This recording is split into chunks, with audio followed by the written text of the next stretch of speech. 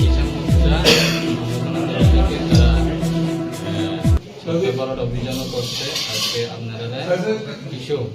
খাওয়ান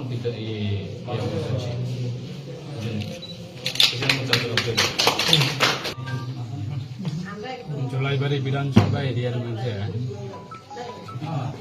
এই 2023 বিধানসভা নির্বাচনের পরে শুধু আজকে আমরা সারপ্রাইজ ভিজিটে আছে এমন না, আমরা নির্বাচনের পরে সব এই জোলাইবাড়ি বিধানসভা এরিয়ার মধ্যে যতগুলি আমাদের রাজ্য সরকারের যতগুলি ডিপার্টমেন্ট আছে সেই জায়গাতে আমরা যত সম্ভব রাজ্য সরকারের মাধ্যমে আমরা রাজ্য সরকারের অধীনে যারা কর্মচারী আছে, যারা মানুষের সেবা করছে, যেমন হসপিটাল হোক, এডুকেশন ডিপার্টমেন্ট হোক, বা জলের ম্যাটারটা হোক, বা আদার্স যে কোনো ডেভেলপমেন্ট ওয়ার্কের যতগুলি অফিস আছে আমরা ওইখানে যাচ্ছি এবং সরকারের যারা কর্মচারী আছে তাদেরকে আমরা সহযোগিতা দিচ্ছি এবং ইনস্ট্রাকশন করছি। তো ভাই আজকে আমাদের জোলাইবাড়ি বিধানসভা কেন্দ্রের মধ্যে আমাদের মণ্ডল কমিটির উদ্যোগে ভারতীয় জনতা পার্টি জোলাইবাড়ি মণ্ডল কমিটির উদ্যোগে এবং সাথে আমাদের কিষাণ মোর্চা যারা সংগঠন আছে এই মণ্ডলের আন্ডারে তাদের মাধ্যমে আজকে স্বচ্ছ ভারত অভিযান প্রোগ্রাম তারা আজকে আয়োজন করছে। তার সাথে সাথে আমাদের রামরাইবাড়ি প্রাইমারি হেলথ সেন্টারে আমাদের যারা রুগী আছে, যারা অসহায় পরিবার যারা আছে তাদেরকেও ফল এবং মিষ্টি বিতরণ দিচ্ছে। সাথে সাথে আমরা এই হসপিটালে আমার আজকে সারপ্রাইজ ভিজিট। তাই আমি ডক্টর এই আমাদের প্রাইমারি হেলথ সেন্টারের আমাদের যারা ডক্টর আছে আমাদের ডক্টরের সাথেও আমরা আলোচনা হয়েছি এবং সাথে এই হসপিটালের অনেকগুলি সমস্যা সেগুলিকেও আমরা আলোচনা করেছি। ডক্টরের শর্টেজ বা আমাদের স্টাফ নার্সিংয়ের শর্টেজ বা অন্যান্য এই হসপিটালে যতগুলি প্রবলেম সেটাকে আমরা বারবেলি আলোচনা করে নিয়েছি এবং আগামী দিনে আমি সেটাই বলেছি যে আমাদের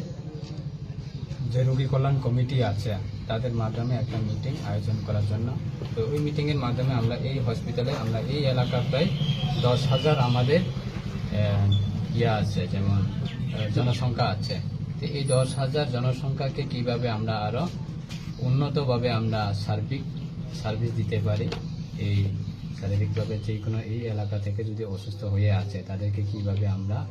সাহায্য করতে পারি, সরকারের মাধ্যমে তাদেরকে কিভাবে সহযোগিতা করতে পারি সেটিকে আমরা যথেষ্ট আলোচনা করেছি এবং আশা করি বিগত দিনেও তারা সার্ভিস দিয়ে এসেছে এবং আগামী দিনে আরও উন্নতভাবে সার্ভিস দেওয়ার জন্য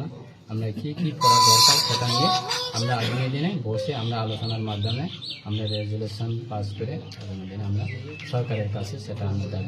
দাবি রাখবো এবং আশা করি আলোচনার মাধ্যমে আমরা রেজুলেশন পাস করে আগামী দিনে আমরা সরকারের কাছে সেটা আমরা দাবি রাখবো এবং আশা করি আমি ব্যক্তিগতভাবে আমি দায়িত্ব নিয়ে বলছি, এলাকা যেহেতু আমাকে এই এলাকার জনগণরা আমাকে দায়িত্ব দিয়েছে যে এলাকা মানুষকে সেবা করার জন্য, তো এই এলাকা থেকে আমাকে বিধানসভাতে পাঠাচ্ছে এবং রাজ্য সরকারের একটা গুরুত্বপূর্ণ পদের একজন মন্ত্রী পদের দায়িত্ব দিয়েছে। তারপরে আমি